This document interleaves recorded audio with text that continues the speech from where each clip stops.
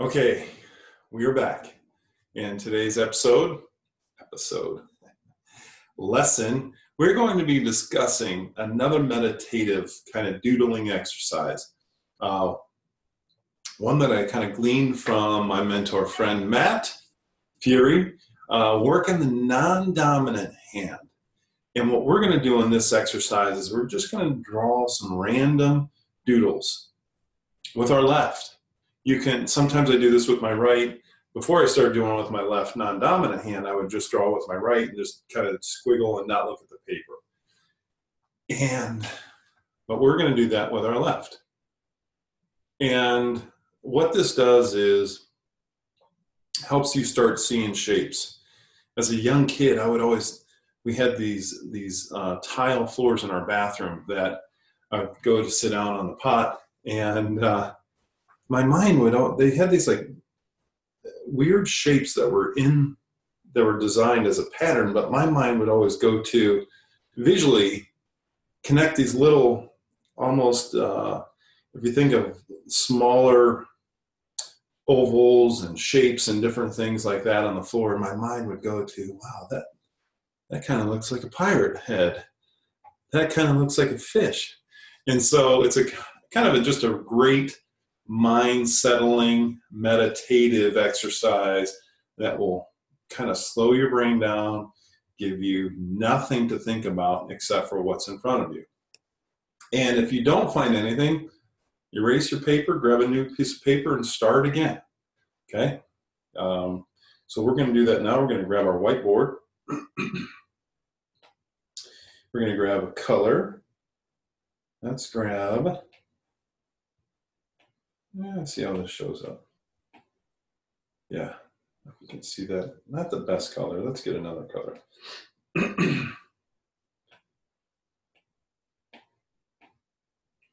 Cool.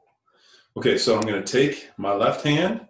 I'm going to close my eyes, and we're going to see what's in my subconscious mind using my left hand.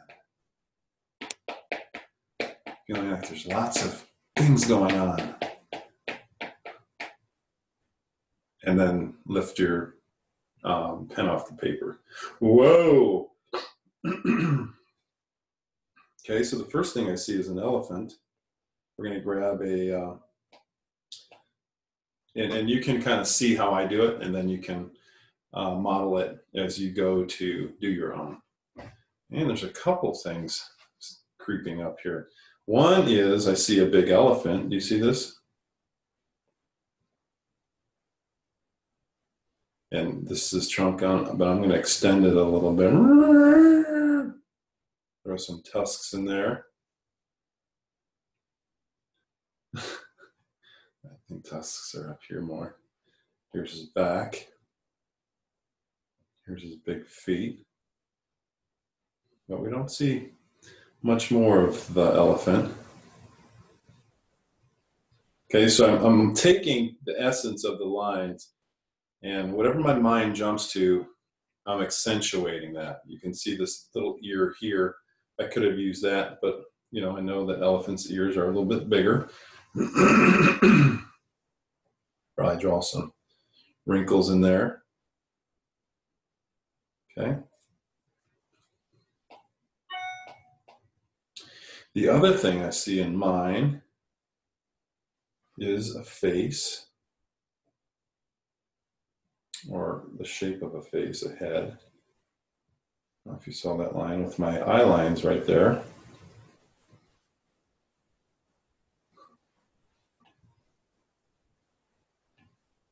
We'll make him bald, because bald is beautiful.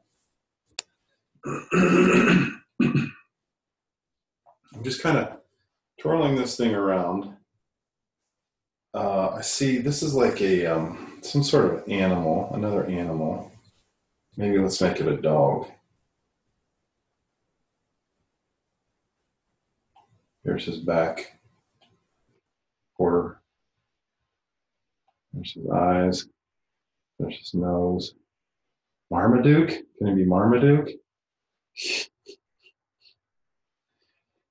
This is an exercise you can do when you're sitting around, you're bored, you don't want to turn on the idiot box, and you want to kind of exercise your mind a little bit.